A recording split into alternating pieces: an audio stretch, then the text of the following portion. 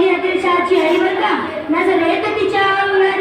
दरबार झालं ग पगार कुणी घेईना पुढाकार साऱ्यांनीच मानली हार तितक्यात अचानक एक सरदार उठला आणि बोलला हम लाएंगे शिवाजी को आणि त्यानं विळा उचलला नाव त्याचं वजन खायला जिथं जागतं जळून जाईल त्यानं खानं बोललं छाती ठोकून शिवबाळा टाकतं चिरडून कौतुक झाले दरबाराचे खान निघाला मोठं घोडणीचं त्याचं घोड दड पायकळ त्याचं फाटलं वेळी कळ अंगी धावती चळवळ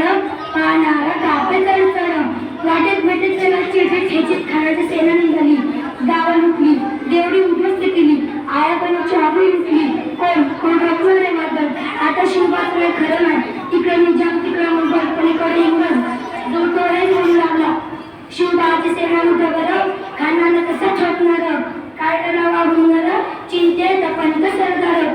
महाराज आपला जीव मोरच आहे खानाचं सैन्य अबट आहे त्याच्या समोर आपला टीका लागणं अवघड आहे काही दिवस आपण कुठेतरी अज्ञातस्थळी येऊन जावं काय म्हणायला रायबा मासाहेब आम्हाला यांच्या जीवाची पर्वा नाही राजाची जीवाची गरजेचं आहे रायबा शिवबाकडे आमचा पुत्र नाही तर अवघड मराठी जगाचा स्वाभिमान आहे त्या मातेने आपला पुत्र गमावला कधी 72 परंतु झाड पडत परंतु मराठी जगाचा स्वाभिमान गमावता कामा नाही अशा वाघिणीचा तो छावा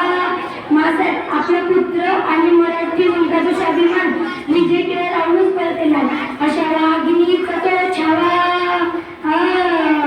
अशा वाघिणीचा तो छावा गनिमीला कसा ठेचावा डोक्यात गनिमी कावा भेटीचं धाडलं सांगावा